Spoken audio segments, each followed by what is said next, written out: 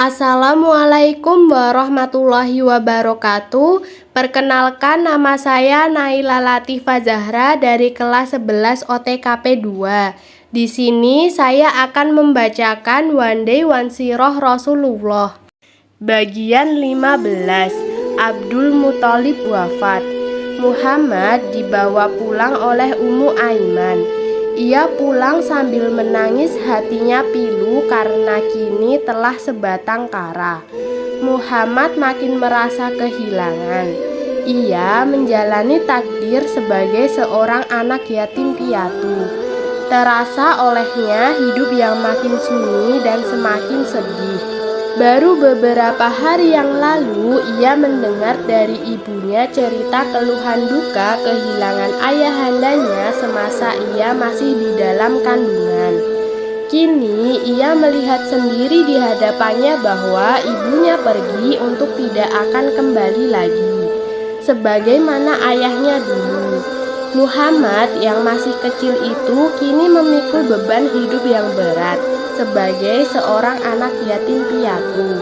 Ketika tiba di Mekah, Abdul Muthalib menyambut kedatangan cucunya itu dengan rasa iba yang dalam. Kecintaan Abdul Muthalib pun semakin bertambah kepada Muhammad. Rasa duka Muhammad mungkin agak ringan apabila kakeknya Abdul Muthalib dapat hidup lebih lama lagi. Namun Allah Subhanahu wa Ta'ala sudah menentukan takdir yang lain. Pada saat usia 80 tahun sang kakek pun meninggal dunia. Saat itu Muhammad sedang berusia 8 tahun. Ia mengiringi jenazah kakeknya ke kubur sambil berlinangan air mata. Kenangan sedih sebagai anak yatim piatu kini membekas begitu dalam pada diri Rasulullah.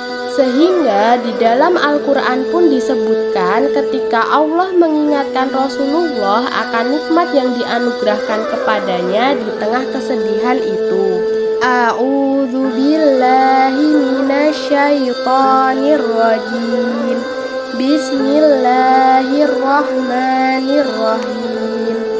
Alam yajidka yatiman fa'awa. Bukankah dia mendapatimu sebagai seorang yatim, lalu dia melindungimu? Wa wajadaka dhallan fahada. Dan dia mendapatimu sebagai seorang yang bingung, lalu dia memberikan petunjuk. Surat Ad-Duha ayat 6 dan 7. Keluarga Umayyah. Kematian Abdul Muthalib merupakan pukulan yang berat bagi keluarga Hashim.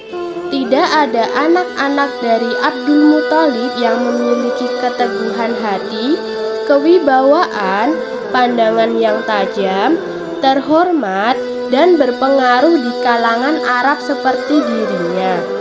Kemudian keluarga Umayyah tampil ke depan untuk mengambil tampuk pimpinan yang memang sejak dulu mereka telah idam-idamkan, tanpa menghiraukan ancaman yang datang dari keluarga Hashim. Diasuh Abu Thalib. Sebelum wafat, Abdul Muthalib menunjuk salah seorang dari anaknya untuk mengasuh Muhammad. Ia tidak menunjuk Abbas yang kaya namun agak kikir. Ia juga tidak menunjuk Haris putranya yang tertua karena Haris adalah orang yang tidak mampu. Abdul Muthalib menunjuk Abu Thalib untuk mengasuh Muhammad karena sekalipun miskin, Abu Thalib memiliki perasaan yang halus dan paling terhormat di kalangan Quraisy. Abu Thalib juga amat menyayangi keponakannya itu. Budi pekerti Muhammad yang luhur, cerdas, suka berbakti, dan baik hati sangat menyenangkan hati Abu Thalib. Ia bahkan lebih mendahulukan kepentingan Muhammad daripada kepentingan anak-anaknya sendiri. Begitupun sebaliknya, Muhammad amat mencintai pamannya itu. Ia tahu bahwa pamannya memiliki banyak anak kecil dan hidup dalam kemiskinan. Namun demikian, pamannya tidak pernah berhutang kepada orang lain. Abu Thalib lebih suka bekerja keras memeras keringatnya sendiri untuk menafkahi keluarganya. Karena itulah tanpa ragu Muhammad ikut bekerja seperti anak-anak Abu Thalib yang lainnya. Ia ikut membantu pekerjaan keluarga Abu Thalib menggembalakan kambing dan mencari rumput. Abu Thalib merasa bahwa Muhammad kelak akan menjadi orang yang bersih hatinya dan dijauhkan dari dosa. Ia yakin jika mengajak Muhammad berdoa, Tuhan akan mengabulkan permohonannya.